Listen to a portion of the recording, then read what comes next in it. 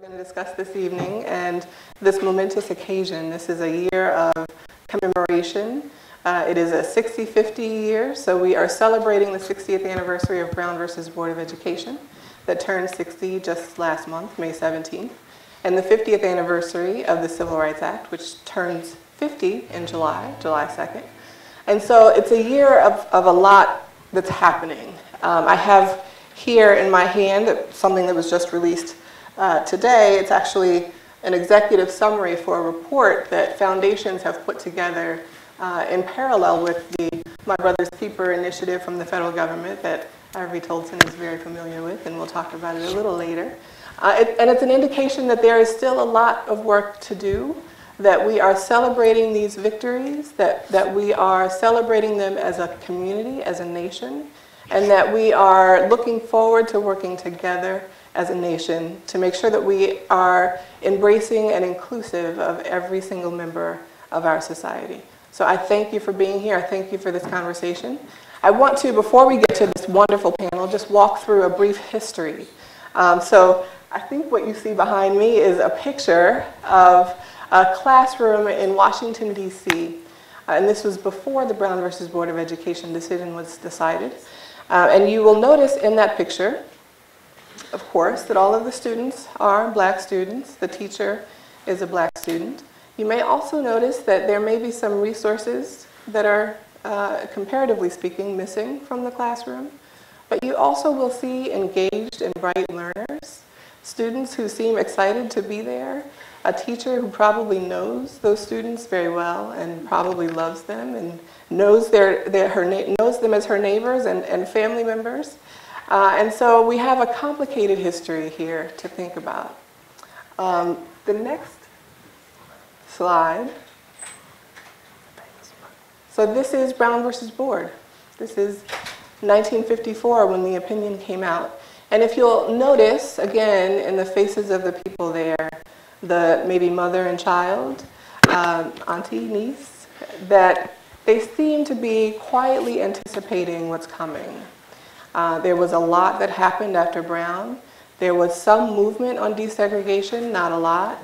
There were massive terminations and layoffs of black teachers.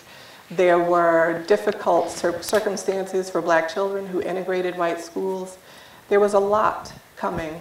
And it seems like this woman and child understand that there's a lot to do and a lot to anticipate, and they're kind of waiting for that in this picture. In the next slide, this is Anacostia High School in Southeast DC. Anacostia was all white before Brown versus Board, and after Brown versus Board, this is in 1957, after Brown versus Board of Education, it was integrated for a time. And you'll notice here that the students, again, are engaged and lively, and we don't quite know the story of what's happening there with the interactions, the racial interactions. But we do see a mixed classroom, mixed race classroom here at Anacostia High School in 1957. And in the last slide, this is Anacostia High School today. So it kind of brings us full circle to the first slide where we have an all-black experience for children. And again, you see them as engaged and happy and excited to be going on to the next chapter. If you look at Anacostia High School today, there's a lot of work to do for that school, for the community. And so again, we are in the midst of a very complicated history. So I want to, before we get to this incredible panel, we have a very brief video clip of President Johnson as he is announcing the Civil Rights Act 10 years after Brown versus Board. My fellow Americans, I'm about to sign into law the Civil Rights Act of 1964. I want to take this occasion to talk to you about what that law means to every American. My fellow citizens, we have come now to a time of testing. We must not fail. Let us close the springs of racial poison Let us pray for wise and understanding hearts. Let us lay aside irrelevant differences and make our nation whole. Let us hasten that day when our unmeasured strength and our unbounded spirit will be free to do the great works ordained for this nation by the just and wise God, who is the Father of us all. Thank you and good night.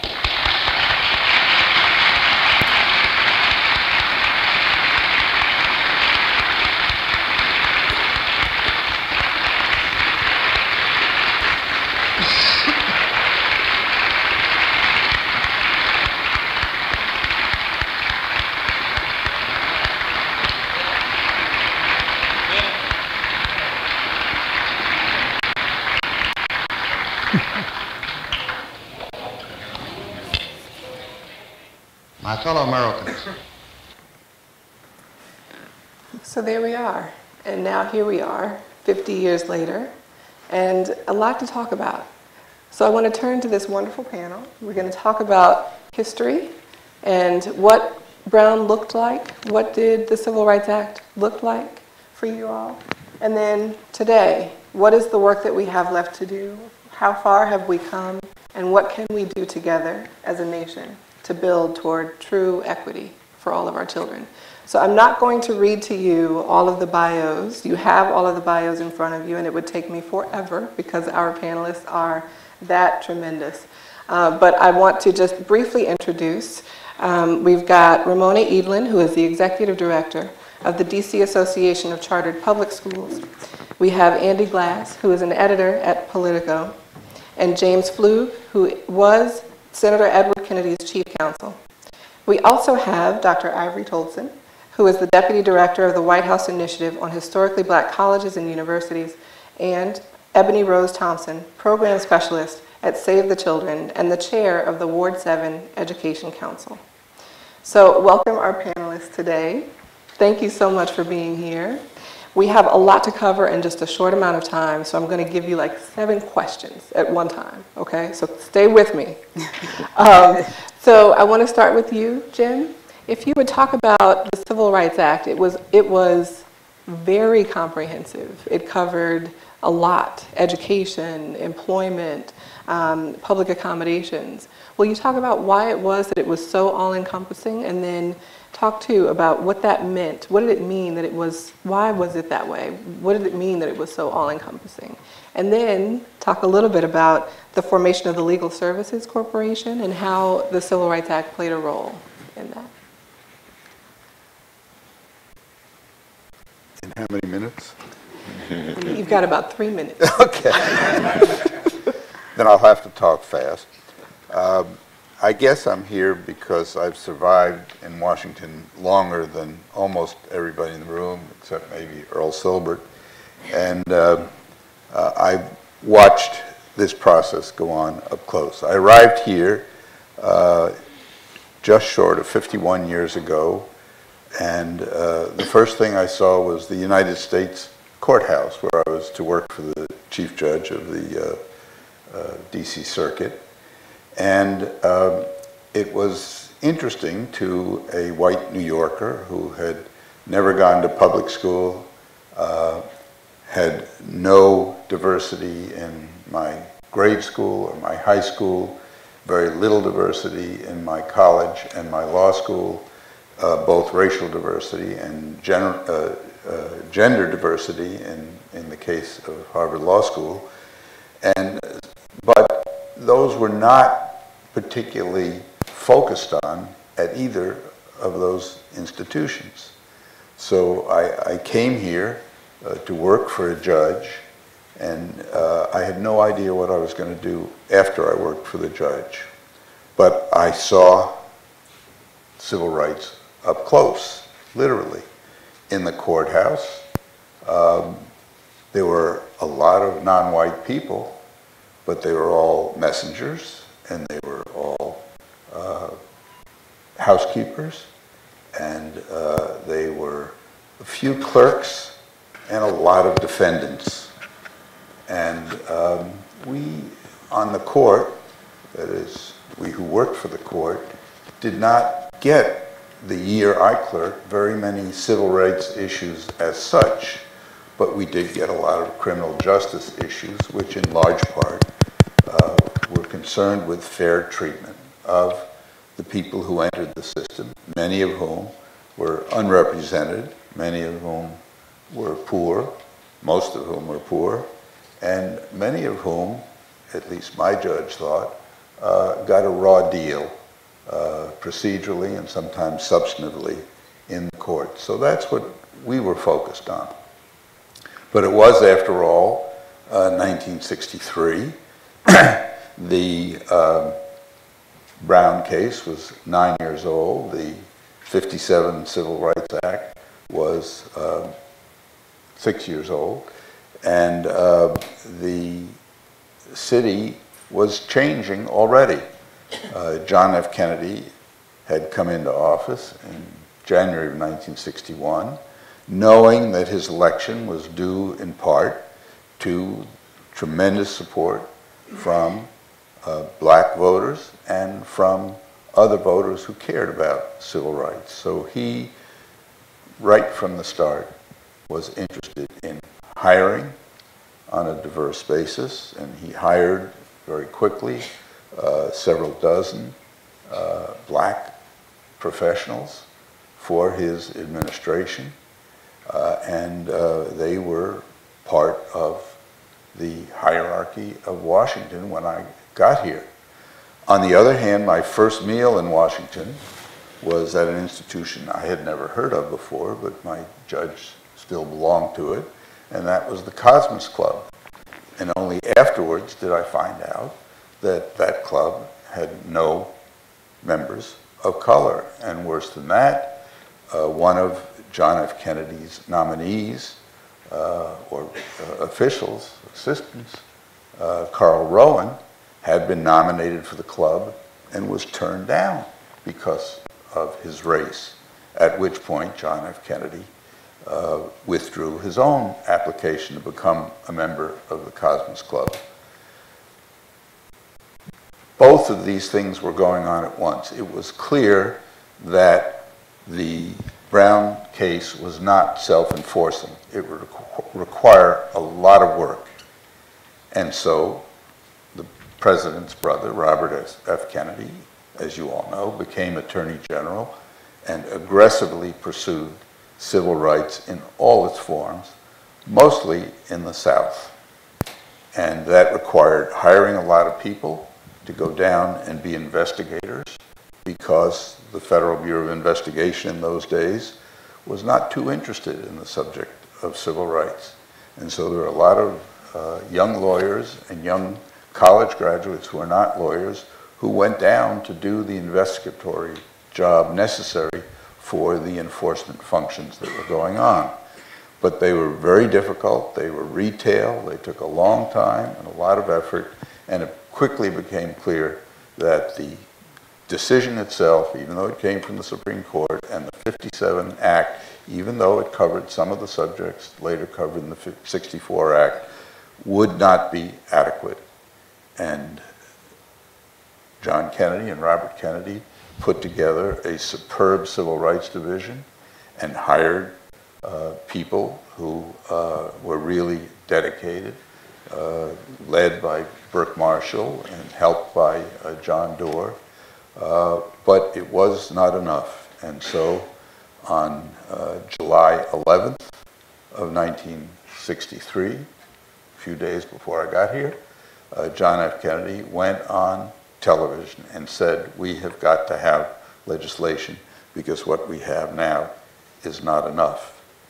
And that legislation began a tortuous path which no legislation in history had succeeded in overcoming over the objections of Southern Democrats. And they were, under the Senate rules then, you only needed 34 senators to stop anything. and 18 of the senators were Southern Democrats who were going to try to stop any piece of civil rights legislation.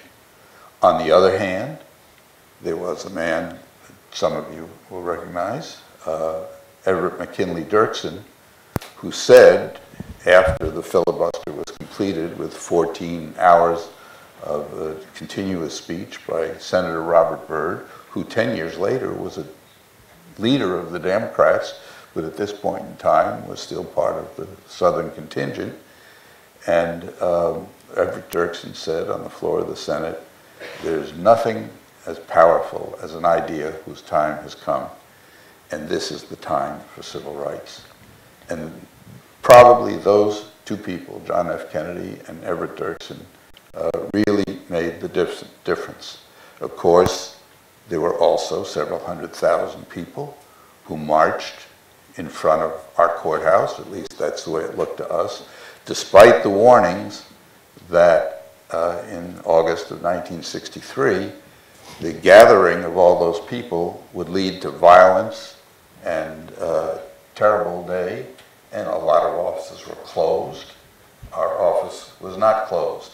We were told, though, to come in the night before and sleep in the jury rooms in the courthouse so that we wouldn't have to come to work. We saw very quickly out the front window of the courthouse that this was a peaceful march. Some of us then found our way to Lincoln Memorial, and we had the opportunity to be there when Martin Luther King's speech was given.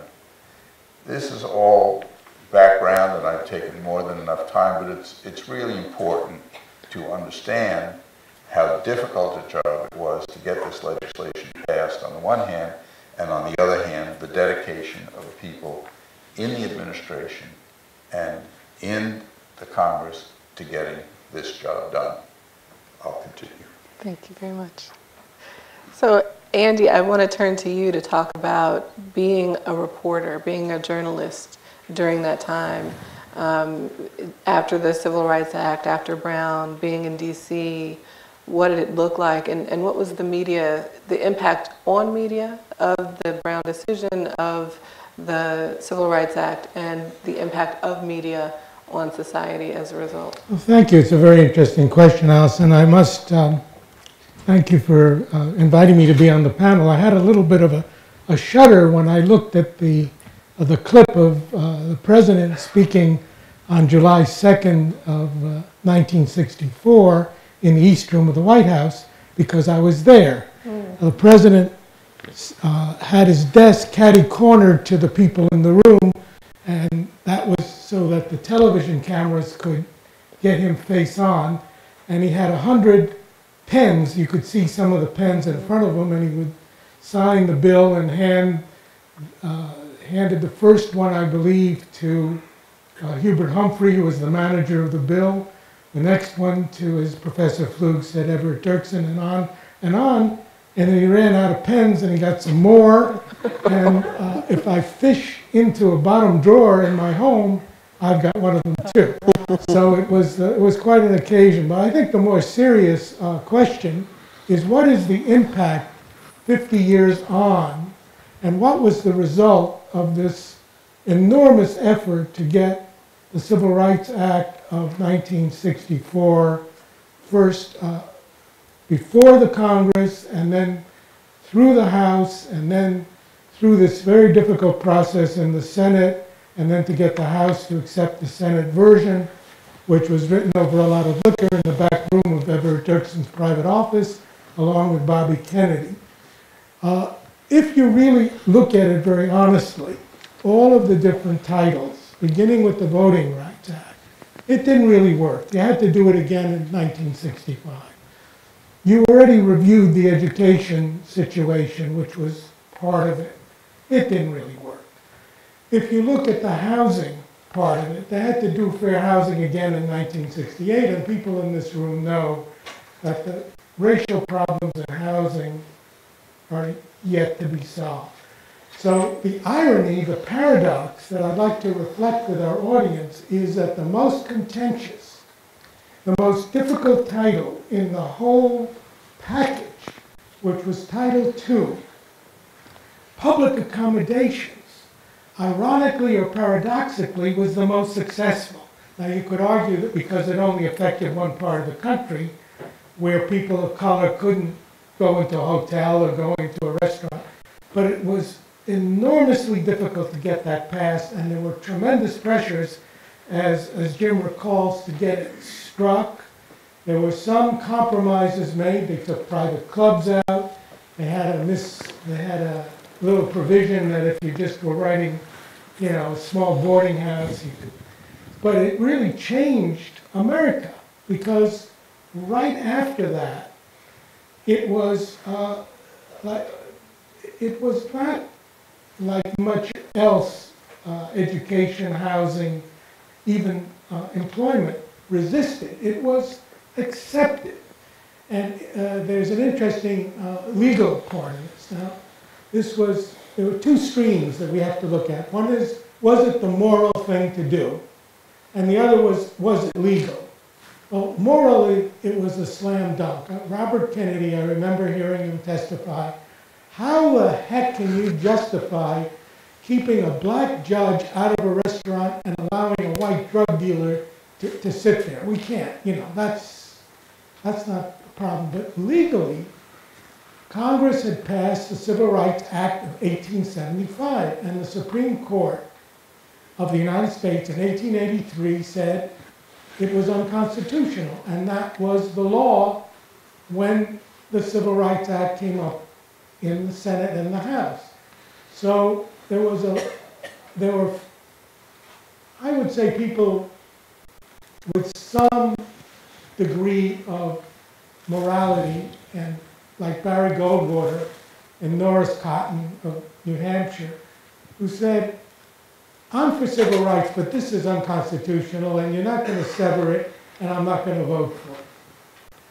Well, fortunately, I guess, what happened is that it was tested almost immediately in the Supreme Court by a case in Georgia called the Heart of Atlanta Motel, which refused to serve black guests.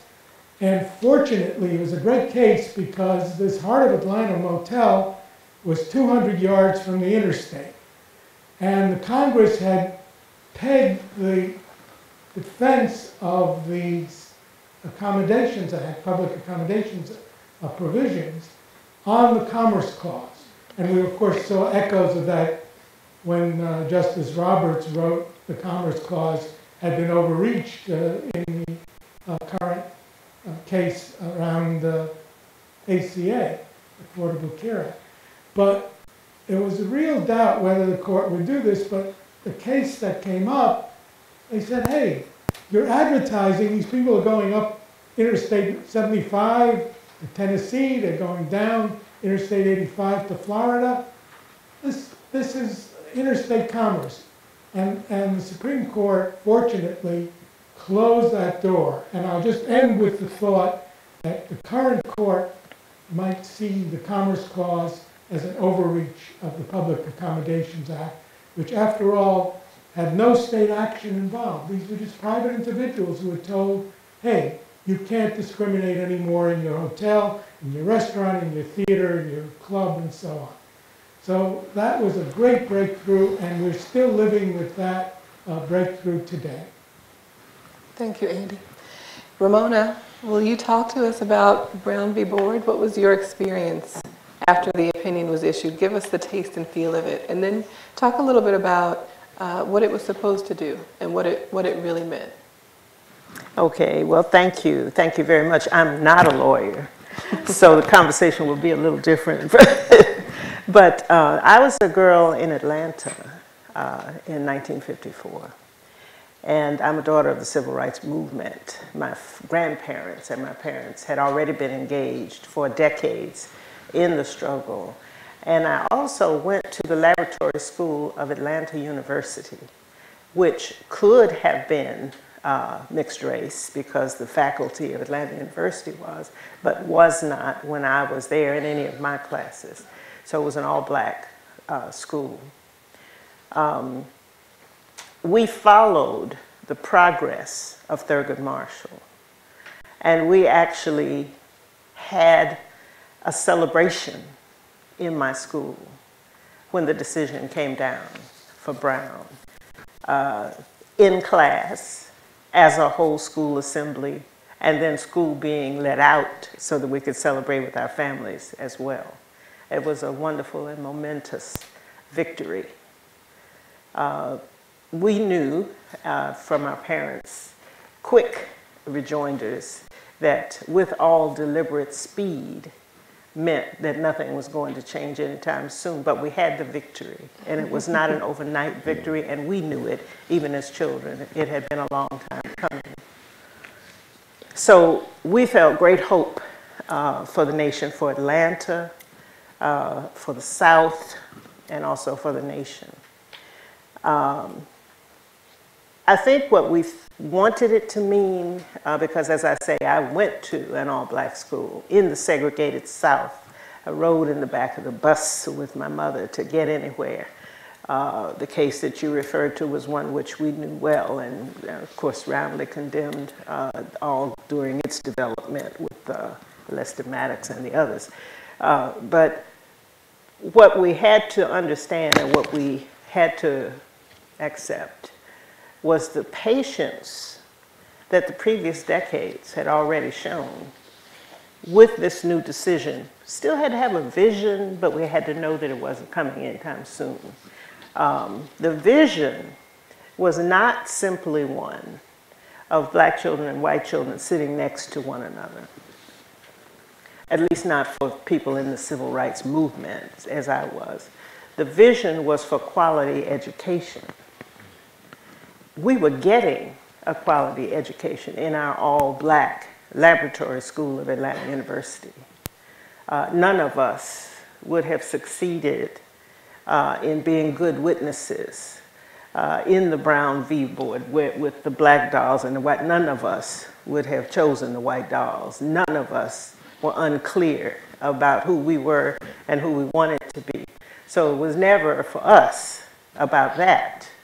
But it was about being forced to go to schools and being considered pejoratively in the media, in the speech of politicians and public figures, and by law, into a situation where you were considered inferior. That had to change.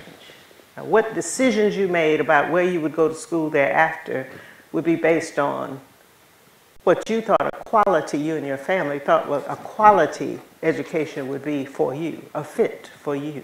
But you could never again be required to stay in a segregated environment. So for us, it held a great deal of hope, a knowledge that patience would still be needed, but a level of understanding that it wasn't as simple as black children and white children sitting next to one another. It never was and it never will be about that, really simply that. Mm-hmm. So I want to turn to the other side of the panel and talk about today. And if Brown was about quality education and delivering quality education, where are we today? Dr. Tolson? All right. Thank you all for having me here. Good evening, everyone. I want to identify the pink elephant in the room first. My name is Ivory, that's Ebony, and we're on the panel talking about integration. So now that that's off your mind, we're going to talk about the topic. And I was inspired listening to the rest of the panel talk about the history of this, and I've also been inspired by Judge Burnett, one of my mentors, who's talked extensively about his own background, being one of the first magistrate judges and having to leave his home state because they wouldn't allow him to go to that university's school, for law school. Today, we are in a situation where there's a lot of resegregation. There are very segregated school districts in urban areas in the north, as well as the south. And although it's designed along racial lines, when we look at why the segregation happens, it's because of pretty sophisticated techniques by people who have a little bit more in this society to make sure that their children have a quality public education experience at the expense of those who don't have as much as they do. One of the things that I've been known for is debunking and challenging a lot of the statistics that we use to characterize the problems facing African American children. Pretty close to my house, along the border of Prince George's County in Washington, D.C., on Bladensburg Road, there's a sign that says 57% of children in D.C. drop out. It goes on to say 100% needs a boost and directs you to a website that doesn't have anything to do with the sign. And it's a orange sign that's patterned after a road hazard sign. And a lot of times when we look at stuff like that, and we have to understand that most people aren't very sophisticated when they are looking at data like that. They don't know how the calculations are made or different things like that. And they don't understand that if they react to that sign by taking their child out of a school district, then they actually make the number on that sign worse because the way that graduation rates are calculated is by cohort graduation rates. And so there's a lot of confusion with a lot of this information, but I think it distracts us from what some of the real problems are. So when we look at things like, 57% is dropping out, when that's actually just a lie, to put it bluntly, the Schott Foundation report that says that 38% of black boys in D.C. graduate, which looks like cohort graduation rates that become very convoluted when we look at the number of kids that are moving out of the district into other counties. And the true dropout rate in D.C. for black males is about 14%, which isn't good by any stretch of the imagination, but it tells a different story than the story that they're trying to tell, which is that anybody and everybody can drop out. So right now, when we have these different educational movements, we have reform movements that are trying to push an alternative to public schools. We have staunch public school advocates. A lot of them are using the same data to argue much different points. But what's trapped in the middle are children and families that's just trying to make the best decision about where to go to school. And also people who are trying to advance the best educational agenda. So when we connect what's going on right now to history, I think there's a few good points are very important points that have been made. A lot of people, when they look at the Brown decision and the Civil Rights Act, they interpret it to mean that quality education must be achieved when schools are integrated. But we know integrated environments that are very good. We know predominantly black environments that are very good. We also know integrated environments that are not so good. There's a lot of within school segregation that happens where you have the majority of special education is black and the majority of the honors and AP classes are white, and this all happens within the same school. We also have situations where 50% of the suspensions are black, but they represent only 20% of the school body. So right now, I think there's a lot of lessons that we have to take from not just the Brown decision, but what has transpired since the Brown decision, and what does it really mean to achieve education equality.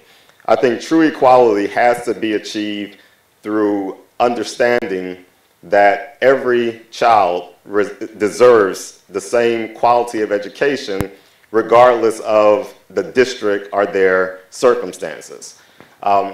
When we look at the Office of Civil Rights data, when they show that schools that have the highest percentage of black and Latino kids are more than half of them don't offer calculus and physics.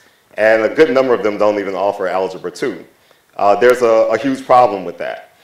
So there's a lot of inequities that we really need to resolve right now in order to really achieve the vision that was put forth by the people who fought very hard to get very strong legislative action done 50 and 60 years ago. And Ebony, you are a product of DC schools, charter and public. So bring us to DC and talk about, after all that we've heard about Brown versus Board, about the Civil Rights Act, what does educational opportunity look like here in DC today? So I think we're still trying to figure that out. DC is my home. I grew up here. My mom grew up here. My grandmother grew up here. My great-grandmother grew up here. And I actually went to my neighborhood school, which was directly across the street from my house. I had a pretty much no-minute commute to school. When you look at education in DC today, the people who live in the part of the city that I live in have an hour-long commute to school. Anacostia High, which was shown in one of the pictures, is actually the school that I feed into as far as the way the feeder systems and the neighborhood schools work in the district. I did not go to Anacostia High. I actually went to a charter school. I went to the Seed School. It's a college prep boarding school here in Washington, D.C. And when I think about kind of my education trajectory, and I think about, I actually have a 10-year-old sister who is currently enrolled in DC public schools, who does not go to our neighborhood school. She has that commute. And I picked her up yesterday. What did not exist, I guess, when I was 10 was really the same notion of choice and how we think about choice in DC. Right now, choice in DC can mean a lot of different things to a lot of different people. I actually sit on a committee now which is looking at the school boundaries and the feeder systems and if we should have neighborhood schools and how much choice we should have across the city. And it's an interesting time to do that. We actually have not done that in DC since 1968. The difficult thing about doing that now is we have this huge charter population. And I'll give a disclaimer. I'm not for or against charters. Because I'm a product of both. I think that both have a place in our comprehensive education landscape in the district. However, I do think that because we've become so kind of choice-driven in DC, we've really gotten away from what does every child need. What does equal look like across the board? Because it's very easy to say, if you give people more choices, then automatically students will get into some better places. That's not necessarily true. I live in Ward 7. Ward 7 and 8 are both located east of the river. In Ward 7, we actually have 15 traditional DC public schools. I'm not exactly sure how many charter schools we have now, maybe about, I would say maybe almost the same amount. Half of our student population in Ward 7 are in charter schools. When you look at the data, they're performing about the same. You have some little bumps, some little exceptions, but by and large, the students are performing about the same. For me, for someone who went to one of the first charter schools in the district, my charter school does something that DCPS could never do. They keep students. At that point, we came home once a month. We came home for a weekend, and then we went back. What they do is valuable for that reason.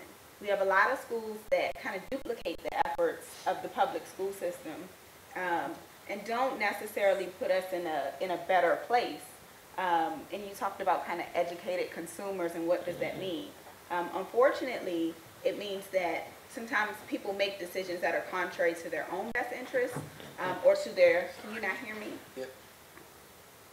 It's not working. Oh, I'm sorry. I didn't know you couldn't hear me. Sure. Can you hear me now? Does that work? She said, they said they can hear you. Okay, I'm sorry if you couldn't hear me before. But people make decisions that are contrary to their own best interest or their community's best interest.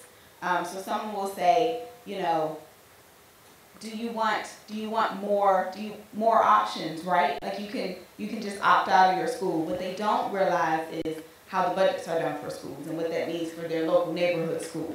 Or they don't realize that if their kid is now traveling all the way across town to school, what that means for kind of our transportation policies and what activities those students can participate in, what that means for their life at their school. So now in DC, we're trying to, I think, kind of recalibrate and figure out how all of those things fit together so we can be efficient about our choices. So we can actually serve more students so that students actually get to better places. And it's not just about kind of what seats do we have. So we can actually serve the need of students and what that really means, because people define need differently. In the committee I spoke about, we sat in the meeting. We've had a lot of meetings lately because our recommendation is coming, and I hope people don't egg my house because they're not going to be happy with the recommendation.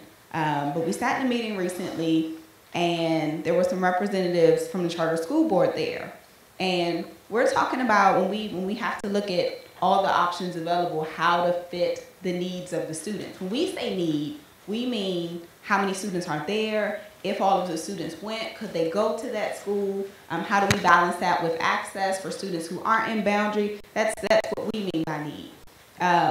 When they started to talk about need, they looked at it as, if we did a market analysis, how many seats, what would the waiting list for this school be?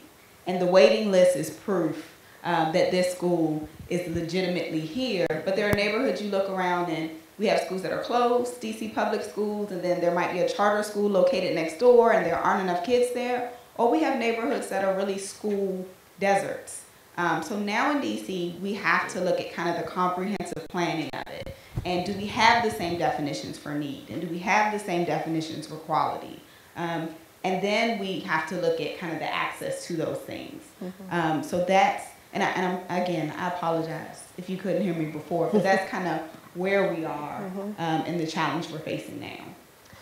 So Ramona, you know I was going to come to you after that, right? To talk about, connect us to education equity and Brown v. Board and where we are with choice in DC and the charter landscape. Okay, well, the government has a responsibility to provide mandatory public education to children that is of such a quality that they can live decent lives and have aspirations after secondary school for college and careers.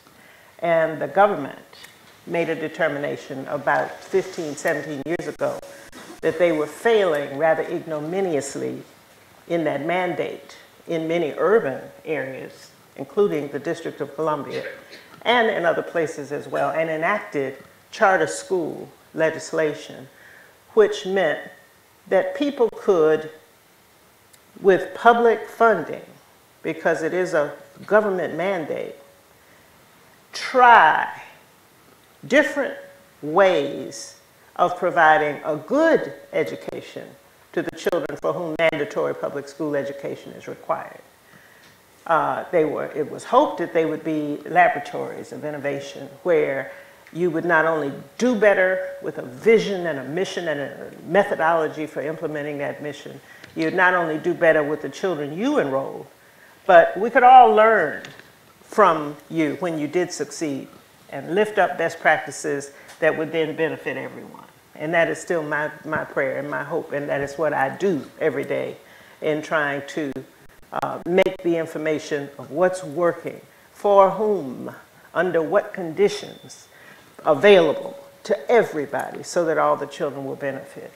In DC, the charter school enrollment, just in the 8 years since I've been with this organization, has quadrupled. And it's a sign both that some of the schools are doing very well. The graduation rates are 4 times the graduation rates of DCPS. The 4th and 8th grade proficiency is 3 times that for children of color from impoverished backgrounds whom charter schools enroll disproportionately more of than DCPS, because we don't have Ward 3 and the affluent pockets that DCPS has, and we don't have selective schools that you have to audition into, like Banneker or Duke Ellington. All of the charter schools are open enrollment schools that parents choose based upon the needs and talents of their own children. So a parent might choose this school for one child, another school for another child. They could both be charter schools, they could both be DCPS schools, or they could be one of each. But it's That's what the choice was supposed to do. Now, it is perfectly true. There's 7,000 students unduplicated because of the common lottery this year. 7,000 students on the charter school waiting lists. It's also true in DC that more than 75% of all the public school children do not attend their neighborhood school. And only 44 of those go to charter, 44% of those go to charter schools. So these are kids whose parents are taking them out of boundary into other DCPS opportunities. And as you know, as the demographic changes have been occurring and gentrification has been occurring in DC, some of the most favored schools, some of the most popular schools for out-of-boundary placements, well, the kids in those neighborhoods are coming back to those schools now. I don't know if the economic downturn has meant that some parents are saying, well, maybe this $50,000 private school isn't necessary. Now that they've redone Wilson, maybe you can go back to your neighborhood school. But it means that the children who were coming not only from across the river, but from other wards in the city, now they no longer have room for them. So there is a very serious set of issues. It's very complicated. I'm hopeful that the real meat of the problem will not be undone by the politics of this also being a mayoral campaign. And so far I haven't seen any signs that we can uncouple these things, but I'm hoping that still hoping that we will be able to do so. But it's a very complicated, very serious set of issues, and really the bottom line is all of the schools have got to get better. DCPS has got to get better. Charter schools that are not performing at the top of their game have got to get better if we're going to have a quality education seat for every child who wants one in the District of Columbia. And you can't balance the need for quality seats in good schools entirely on the backs of the charter schools. Everybody's got to get better. So Jim, as an alum of Harvard Law School and the Department of Justice, I know that those institutions looked very different for me than they did in the time that you were discussing when Harvard Law School was all white men. So we've made progress. There has been good work done. How do we balance that in our minds? How do we balance that fact with what we've heard, which is that there is still more to do? Just sitting here listening, especially to all these non-lawyers, I think to the one teaching experience I've had in a public school, to a majority-minority class, and I probably enjoyed that experience as much as I enjoy my last 5 incarnations in teaching. I probably enjoyed that one day in the 3rd grade of a vertical public school in downtown Boston. It was converted from the gas company headquarters. The children could only go up the elevators because there wasn't enough space for them in the up elevators. Other way around. There wasn't enough space in the down elevators, so they go up in the elevators and walk down. But this was the 3rd grade. And the reason I was in that school was that I was at the Institute of Politics at the time, and they had a program that every fellow at the Institute of Politics had to teach at least one class in the public schools. Mine was the 3rd grade class. I enjoyed it, and after the students sort of got used to the idea of having this strange person in the class, I think they enjoyed it. At Washington College of Law at American University, we have a program where we encourage law students to go out into the high schools, called the Marshall Brennan Program, and teach kids basic civics, but more leaning, I think, towards the Constitution and constitutional law at a high school level. But I am amazed, I guess, in a city like this that has so many resources, and especially so many retired people, that there isn't an attempt to get more of the general population involved in the schools. I mean, I am at Wilson High School 3 or 4 days a week, but only to go to the swimming pool. Nobody's ever suggested that maybe there's some way I could be helpful at Wilson High School. We just have such a rich load, L-O-D-E, of people here who could be helping. Now, I am not that kind of educator. I never had to deal with school administration, but I just wonder, listening, whether anybody has tried to work that recess into the DC school system, because we are fairly geographically compact compared to other places, and is there some opportunity there, both for not just civics type classes, but in general to put some of us to work, being part of the solution, because we're sure not part of the solution now. We pay our taxes mostly happily, and if the schools get better, that's great. Probably for a good portion of the people in this room, our children are not going to public schools. And so we're not contributing in that sense as we would be if we were parents at public schools. So is there something there that a group like this that has professional people and people interested in the operations of the school system could contribute? So, hi Sam, how are you? Welcome. Samantha Simpor is an assistant principal, is that right, at the Maya Angelou Academy? Alumni and National Youth Advocate and Behavior Specialist at the Maya Angelou Schools. I stated that my name was Samantha Simpor. I'm a behavior specialist at the Maya Angelou Schools, the school that we run inside of DC's juvenile detention facility, as well as a National Youth Advocate and Behavior Specialist there. Mm-hmm. So we've been talking a lot about educational opportunity generally after Brown versus Board, after the Civil Rights Act. We've been talking about DC, state of education. Will you talk a little bit about your role and what you see in the students that you serve there at Maya Angelou Academy? Well, the students that we serve are very diverse. Our students have been identified as alternative scholars. We refer to them as scholars.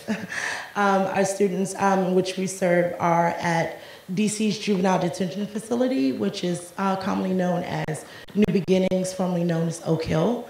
The founders of the school is David Domenici and James Foreman Jr. We run a school with high expectations. The difference between Maya Angelou School and New Beginnings, in Maya Angelou Academy that is, we set our scholars up for high expectations. We utilize restorative practices that allow our students to understand that they can advocate for themselves. We understand that we're tooling them to make proper choices opposed to the choices that landed them to actually be there at New Beginnings. So for an example, if a scholar has rendered a school norm, our norms consist of RISE, everything that Dr. Maya Angelou stood for. Respect, responsibility, integrity, safety, self-determination, and empathy. And whenever our scholars have rendered, pretty much not stepping up to our school norms, then we hold them accountable. And the way in which we hold them accountable does not consist of asking them to be placed on the unit for a defined time. We actually have them to be accountable for their actions, and that consists of restorative practices. So we may say restitution. Restitution may consist of a follow-up agreement. Perhaps they have created a situation with a teacher that has left the teacher feeling a certain kind of way in the environment.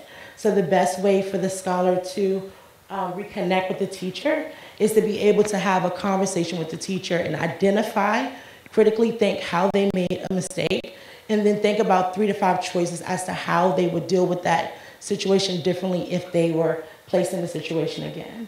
This allows them to be more critical in their thinking. Oftentimes, we all have been youth, oftentimes folks react out of emotion opposed to thinking first. So if we tool them with being more strategic thinkers and being mindful of themselves, then they're pretty much able to make better choices once they integrate back out in the community. So I have a lot of questions for the panel, but I want to share the floor with you all. I know that you all have your questions. As we're getting microphones to the audience, I want to ask a question, Ivory, of you, and that is, I know that the Civil Rights Act is still very much alive. The Department of Justice is enforcing it every day, because we still see a lot of racial disparity. And so I wonder if you will talk about some of the disparity that we see, and I am loath to start with the statistics because they don't speak to deficit in the communities that we're talking about. Right. But it is important that we provide some context for the conversation. So I wonder if you would just talk a little bit about what we see in student discipline, advanced course programming, and other things. Yeah, so the Office of Civil Rights, which is located in the Department of Education, actually takes complaints on an ongoing basis. So anyone can file a complaint with the Office of Civil Rights, and we get a lot of complaints, and I'm saying we as Department of Education, but I don't work in that office. But we get complaints regularly. Most of them probably come from the higher education space, where we see states not allowing their historically black colleges and universities to have a fair playing field. In Maryland, just recently, there was a case that hadn't been settled, but it was ruled that there had been some policies put in place or some actions done by some of the larger colleges to duplicate programs that were longstanding at HBCUs and deny those HBCUs a fair chance to compete in the environment. Beyond that, the Office of Civil Rights put out data that helps us to identify where some schools have disproportionality in the way that they do discipline. And there have been some cases in which the Department of Justice has intervened on behalf of children and families where there are some pretty egregious violations like handcuffing 6-year-olds for disciplinary behaviors. And there's a lot of things that you can do at the school which will result in a criminal justice record that if you did it outside of the school, it wouldn't be against the law. So it's not against the law to sass an adult in a shopping mall, but it can be against the law depending on the school district for you to sass back your teacher if the teacher is saying that they feel threatened and there are hyper-vigilant security officers there. Recently, the Office of Civil Rights put out guidance documents that help schools to understand the law and help consumers, the public, to understand the law related to discipline. But discipline has gotten really out of control. The way that we're suspending kindergartners now, that was unheard of in the past. The types of labels we're using for children who are very young, like sexual harassment, as if a 6-year-old has those types of motivations when they, do little mannish things. There's a lot of things like that going on. And I think there's a mixture of, some racial issues. There's a study that was just released by Professor Goff for the American Psychological Association that showed that young black boys are perceived as being, on average, about 4 years older than they actually are. And this is by law enforcement and by teachers in the school. So you can look at a 9-year-old, and a lot of people in that environment are looking at their behaviors based on what they would expect of a 12-year-old, which isn't healthy. And then beyond race, we have things like these high-stakes testing that makes people a lot more impatient with different types of behaviors. And so if you have a student who doesn't read well, or who is obviously a slow learner, obviously slow catching on, there's a lot more anxiety associated with that student nowadays because we know that they're going to bring their test down. And so So there's a lot more, suspensions and, let's get them out of the environment, are just overall impatience because they feel like they just don't have the time to waste on a kid that's just not getting it like everybody else. So there's a lot of violations that we need to check, and I think the Office of Civil Rights can put out the guidance documents. People can go to the data and see what school suspends the most. When I go to speak, what I'll do is I'll, especially if I'm doing a forum that has a lot of different schools represented, I'll tell them right there what school suspends the most kids in their district. And then there's a lot of snickering, a lot of finger pointing, and a lot of people on the defense also. And typically, the ones who suspend the most will suspend usually around 200 different kids in one school year. So these are just schools that are just suspending over and over and over again. In Jackson, Mississippi, when I went down there, I found that there were more kids, and Jackson is 98% black school district, but there was more kids who had been referred to law enforcement than who was taking physics and calculus combined. So there's a lot of things that we can use the data to call people out and to have the type of legal guidance. But I think there's some systemic issues that we have to deal with in order to really resolve these civil rights issues. And just a footnote to that, the civil rights data collection that you mentioned includes now for the first time data on 3- and 4-year-old children, on preschoolers, and suspension and expulsion data for 3- and 4-year-old children. Mm-hmm. Sure. So it's funny you brought up 3- and 4-year-olds because I wear several hats, but in my job that pays me at Save the Children, one of the programs I oversee in DC is actually a home visiting program, and we say babies 0 to 5, 0 meaning mothers who are expecting. So we have a couple of early childhood centers who we work with, and I was having a conversation with someone who's supposed to be like a master teacher or something of that nature, and he's telling me that they just identified actually a 2-year-old with something called ODD, oppositional defiant disorder. A 2-year-old. And I mean, I think we've all heard the idea of terrible twos. I don't know what 2-year-old doesn't have oppositional defiant disorder. So then the question becomes, who places that label on that child and why?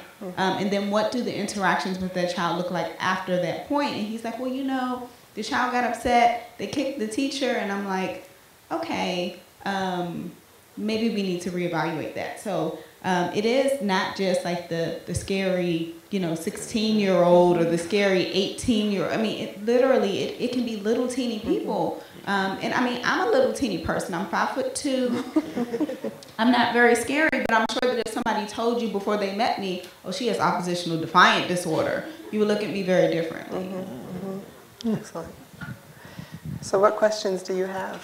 We have a microphone right here. I will keep asking questions. Yes. Thanks. I wanted to throw out, I guess, what's a provocative thesis that perhaps can you hear me now? That perhaps charter schools are contributing as a practical matter to inequality in education, and the way that thesis goes is one way we talk about charter schools is as laboratories of education, much the way we talk about the states as laboratories of democracy.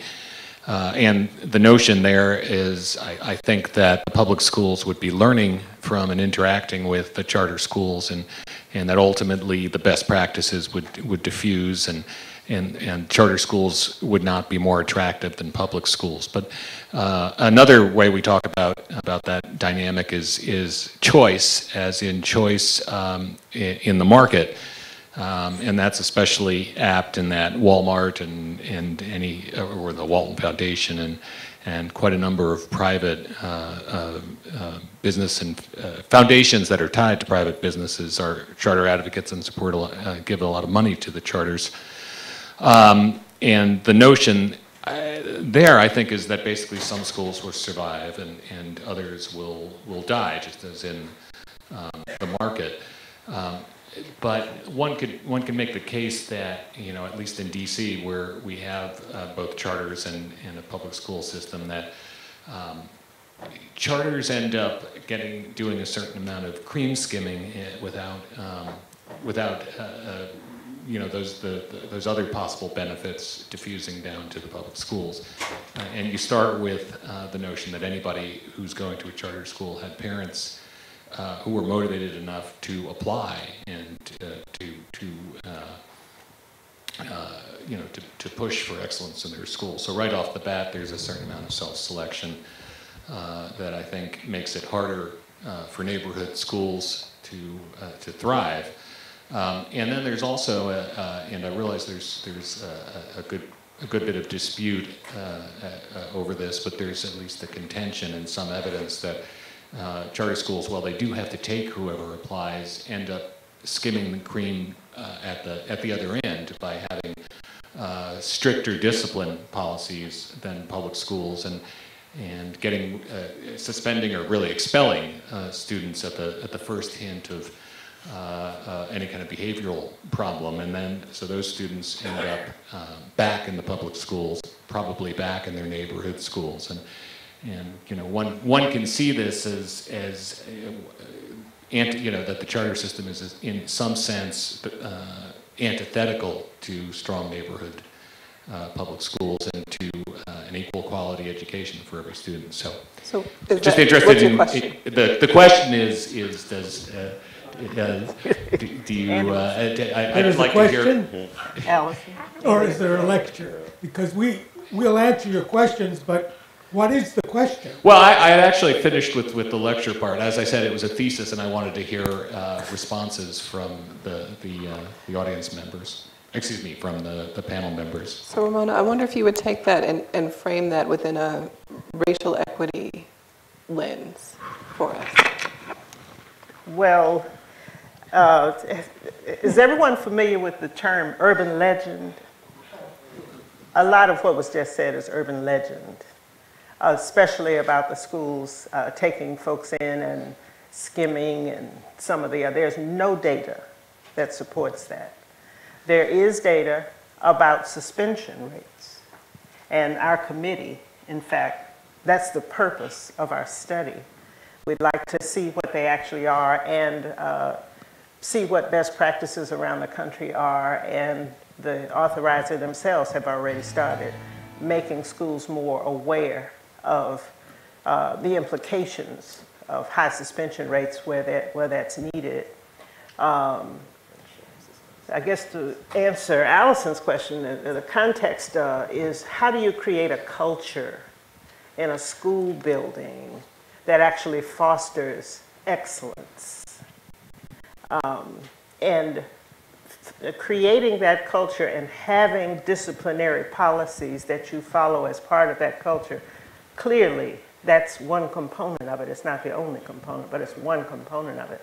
So how do you take into account what we now know about some of the deleterious effects of overzealous disciplinary policies, and at the same time maintain your culture so that children who had no chance of getting into college 3 years before they arrive with you are now getting multi-million-dollar scholarships and going to college? That's the balance that the part of the balance that we're looking at. There are some other points, but many other people have questions and points. I'd like to respond to that quickly. I think if we look at the national landscape, we do see a whole lot of variance in the way charters are being operated. And there are a lot of things that are happening that's beyond myths. We see charter schools that pop up in strip malls, and they're skimming all these students away from a public school, and then a public school readjust their whole operation for less schools, and then the charter schools are shutting down. And so we have all these things that are happening.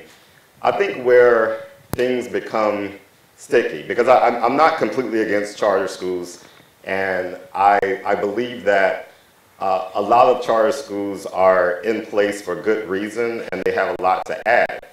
But when it's a situation where the state is spending less on charter schools than the public schools, a lot of times the states will position those charter schools in a way that they're not positioning the public schools. And one of the things that I've always been confused about, and I mean, I guess I shouldn't be confused about this, but a public school is a product of the state. So I don't understand these states that are saying our public schools are so bad, you know, and you know, we just need to give up on the public schools. These are yours, you know. So why aren't you saying we're going to do everything in our power to fix these public schools? We're going to do everything in our power to make these public schools great. So when I see people talking about their own entity in a way that diminishes and degrades it, I feel like there's another motive.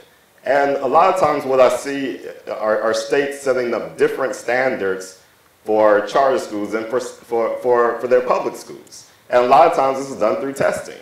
And so you'll have a test that you're given just to, and I'm not saying DC is doing this, I'm looking at the complete landscape of it.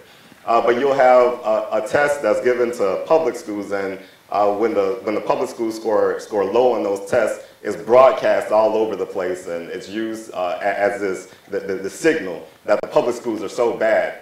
But then with charter schools, they're using the test in a completely different way. They're not broadcasting. They're giving them, you know, this, you know, 5 years to make your adjustments and different things like that.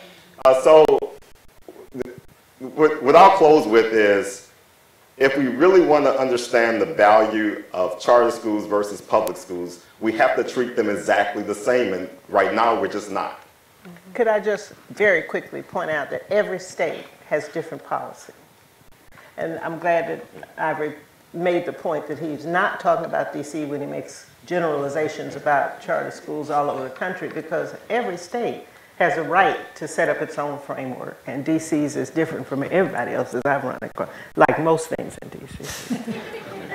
So let's do it this way. The next 3 questions, we'll take them all at once, and that way we can give time to the panelists to respond to those 3 questions. So who has questions? And please, I'm going to beg you to make it a question, a quick question. No questions? Great. Okay. I'm going to ask a question.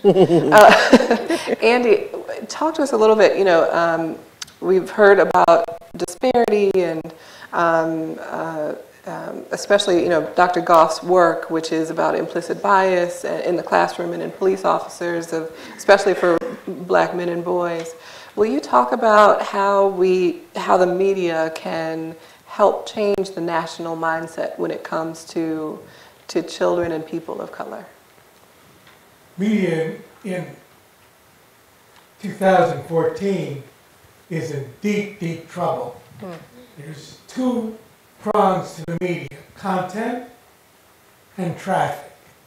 And both of those are in trouble because nobody has figured out how, when everything in the world is moving to these little devices, and you get on the red line or the orange line and you see everybody like this. There's a cartoon in the current New Yorker of guys laid out in the coffin. And one of the mourners turns to the other and says, "You look so natural." So at Politico, we're working on this. I'd just like to refer back, if I may, to 1964. My boss then was a guy named John Hay Whitney, Republican, liberal, friend of Rockefeller. He wanted the Civil Rights Act of '64 to pass. And therefore, it was a dirty business, but it was a wonderful business for me as the congressional correspondent of the New York Herald Tribune. Every day, whether anything happened or nothing happened, I got on the front page. It was important. Now there's another guy named Bill Paley. I guess some of you know who he was. He was the guy who made CBS the Tiffany network. And as it turned out, John Hay Whitney and Bill Paley were married to sisters. So they were kind of in the same club. And Paley said to Roger Mudd, a friend of mine, still around, I want you to be on the CBS News every day about this filibuster and how we're going to break this filibuster, how we're going to get this thing passed. So you had people at the very top, people like Paley, people like Whitney, people like the Sulzbergers at the New York Times, who felt that this was very important. I don't see in today's media that kind of dedication to helping people of color. They're interested in making a buck, and they're having a hard time figuring out how. And they're interested in reaching audiences that are being increasingly distracted because there's so many inputs and not that much brain power. So we're not at a good place in the media today, and I'm at the end of my career, I guess, but I'm really very grateful that in the golden age of journalism, when newspapers were important, we had our shot. Thank you. So Samantha, if there are no other questions, yes. There's one. Could you talk a little bit more about how you're defining education equality? Because what I found interesting in listening to the discussion after the great historical piece, which we have to be reminded of, and I know I will remind my kids of it tonight, is I'm hearing a lot of choice. Choice that I know my parents didn't have back in '63 and '64 as to where I would go, where my sister would go. And parents are exercising that choice if they can. And a lot of that is driven by economics. So what is the overlay now of the economic piece and classism with regard to race and the impact of the Civil Rights Act and Brown, really the Civil Rights Act, because the economics piece was always there, but ironically, because some have it and some don't, and other vehicles that give you more access to choice have it and others don't, that still seems to speak of broader access than you had 50 years ago, and that the problems then are not just necessarily just racial, but how we end up getting all the schools to whatever we're defining as education equality, which no one seems to figure out. We haven't tapped, as the speaker said, people out here who might come into the classroom and share their knowledge. It scares that bejesus out of me that there is a term whose acronym is ODD, which means odd. I mean, right from the outset, what are you labeling that child as? So could someone speak to that definition of education equality as you've been using? I can tell you what it looks like in DC currently. So there's a lot to that. So I know currently a lot of the data we're looking at around kind of like the school boundaries, the assignment policies, and that both has to do with the neighborhood school system, the matter of right school system, which is DC public schools, and then all of the other LEAs that are affected, because charters are their own LEAs, and I think we're close to about 60 local educational agencies in the district now, and we are different from a lot of places, because I think we're only second to New Orleans in the number of charters we have in DC. So there's a lot of choice, there's a lot of access points.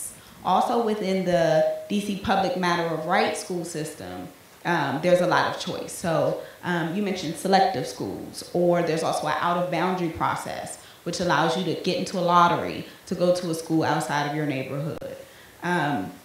What ends up happening is when you see it's really, quite frankly, an exodus that happens in certain communities outside of their neighborhood schools. You have schools that are not reflective, first, of the income that their entire community is. You see that if you looked at the school might be like 99.9% free and reduced lunch, which means that those kids are not coming from the same households that can afford to buy every single thing that they want, pretty much. But the community may not be so. The community is not 99.9% really economically vulnerable. They might be somewhere around, 70% or 60%. And it depends on the individual school community. You have a lot of people who have the means to exercise choice, who then leave their neighborhood schools. There's another consequence of choice, though. There's an automatic assumption that you have multiple options. And a lot of the parents, I work a lot with parents, so a lot of the parents I work with don't feel like their neighborhood schools are options, which is why they are leaving in the first place. And when you look at it in a market type way, you assume that there are going to be winners and losers. That's the nature of capitalism. It's not, everybody is equal, everybody gets to. So if you say the nature of the beast is if people are opting into these places and they're performing better, and the other places will die off, then therefore they're not performing better. But what are those places made up of? They're made up of children. So in a way, you perpetuate kind of those economic disparities. And I'm sorry, I should actually circle back around. So when you ask, what does kind of the quality of education look like? Like, how do we define that? When I was talking, and maybe you couldn't hear me, I think the problem is that we don't know yet, especially in DC. I think that's why we have so many selective schools, or now the thing is specialty schools. I was actually, I don't know where I was. I was traveling for work, and I'm one of those people who's on my device is here, on my phone a lot, and I get Google alerts about DC public schools, about the charter schools, and I get my Google alert, and it says that the chancellor announced that Roosevelt Senior High School, which is one of our DC public schools, is supposed to be it's supposed to offer comprehensive education, is now going to become an international school and do something around dual language, which is great. That's completely great. But for a lot of parents, it's kind of a flag that this is a special program. So it's an indicator for quality. What does that look like across the board that we make sure every child has as far as rigor? We haven't figured that out yet. And really that is the crux of it. That's the problem with it. And I don't know if there is a state that's figured it out. I don't think clearly as a nation we figured it out when we look at all the international indicators. I think when we talk about kind of choice and specialty schools and selective schools, we're putting those things in place, hoping that we'll find something special and be able to scale it. I don't know what we found yet that is truly scalable, though. So unfortunately, we are over time. And I know, I'm sorry. But I want to thank the panelists so much for joining us. A round of applause for our panelists. Thank you all. And I now have the great honor of introducing Judge Burnett. Judge Arthur Burnett is a retired senior judge from DC Superior Court. He is currently the National Executive Director of the National African American Drug Policy Coalition. Earlier in his career, he served as an assistant United States attorney in DC and became the first general counsel of the Metropolitan Police Department. He was appointed the first African American United States magistrate judge, serving 2 separate terms until being appointed to the DC Superior Court in 1987. You should have an article handout about Judge Burnett, so I will stop my introduction there and allow Judge Burnett the podium so that he can talk about his friend, his attorney, his colleague, Julian Dugas, who passed away on April 12th. Thank you for having me here this evening. As I listened to the panel and reflected back over my life career and my experience, I became somewhat nostalgic because, as most of you do not know, at 19 years of age, I became the prospective lead plaintiff in the Virginia case as a follow-up case to the Prince Edward Farmville school cases under the threats of being killed and lynched by the Ku Klux Klan. And indeed, Thurgood Marshall and James Nabry, who had been chief counsel here in Shop v. Boland, were my key lawyers.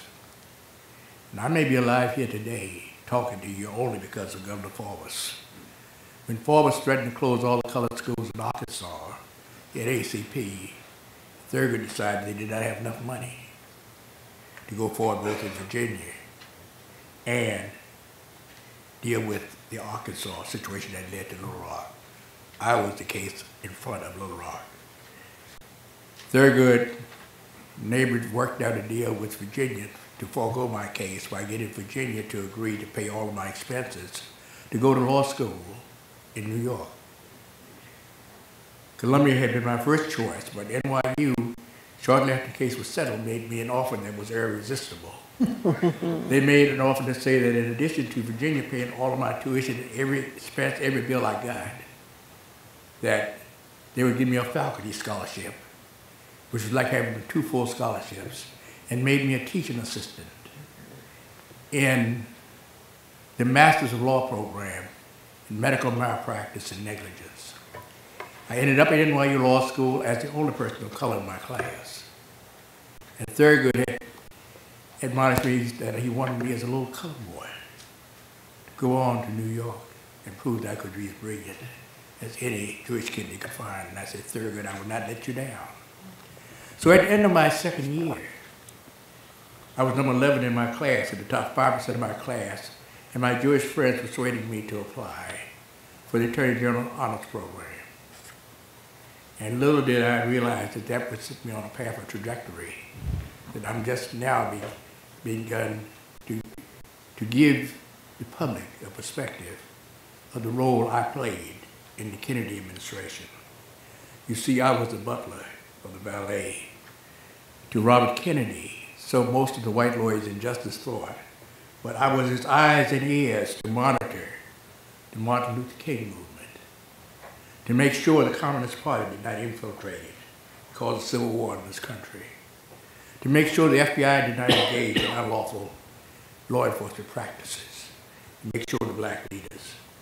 And as I sit here listening to you today, I was the person that Robert Kennedy bounced ideas off on getting the Civil Rights Act of 1964 enacted. I spent 3 or 4 hours a day with Robert Kennedy. And the conversations I had, he shared with the president on the shape of the civil rights law in this nation. And as I sit and listen to you today, and as I listen to you talk about the differences we had, the question occurred to me, have you begun to think whether or not we have reached a point in our society today where education should be a national function as critical as national security? And instead of the varieties of charter versus public schools, instead of worrying about the unequal spending of money in urban areas versus the ghettos or the suburban areas of poverty, have global competition in this world made it necessary for education to get its own 14th constitutional amendment, to in fact set a standard of education in all of our states the same, so that the difference does not differ from one place to another.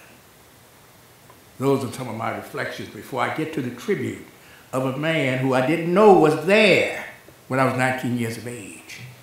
But he was a junior lawyer on the team with Thurgood Marshall that was preparing my case for a new case to compel Virginia to abandon massive resistance back in 1954. I didn't have occasion to meet him until I became a lawyer here in 1958. But when I became active in the bar associations, he became my mentor. And indeed, he guided my development in activities that led my career first to become an assistant U.S. attorney, but then to become the general counsel of the police department under him and Mayor Walter Washington, to put the lid back on Washington in 1968, to prevent police brutality and to make sure that the police department here operated consistent with the dictates of decisions of the U.S. Supreme Court. And before I was even thinking about it, I got drafted to become the first U.S. magistrate judge in the history of this nation, and assistant to John Sirica in handling Watergate, the case that led to the resignation of Richard Nixon. I tell you all this to tell you how much I value knowing and having the guidance of a man like Julian Raleigh, Dugas. And as I was about ready to retire, the dean of the School of Law at Howard invited me to become the lead trial advocacy professor working with Julian Dugas. And the two of us taught the trial advocacy program for 13 years together. I can tell you as a quiet giant, man, he was always analytical. He was always talking about creative genius and not just accepting blind principles of law. He inculcated in our youngsters the idea that the law should be a means of achieving justice and civil rights and human rights in this country and in this nation. We lost a brilliant star in the sky, a person that set a high standard for legal professionals. And all we have to do, not only as the Council for Court Excellence and the lawyers associated with it, but all the lawyers in America, we can remove and elevate the legal profession throughout this nation. He's a bright star that all of us should look forward to following. I thank you.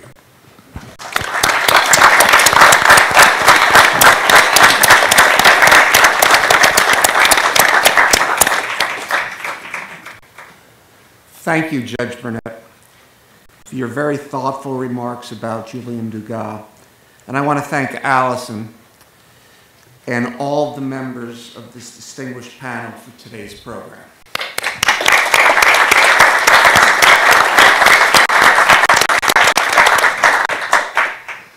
I will also want to express our appreciation to the Planning Committee and especially to the Council's policy analyst, Hillary Evans.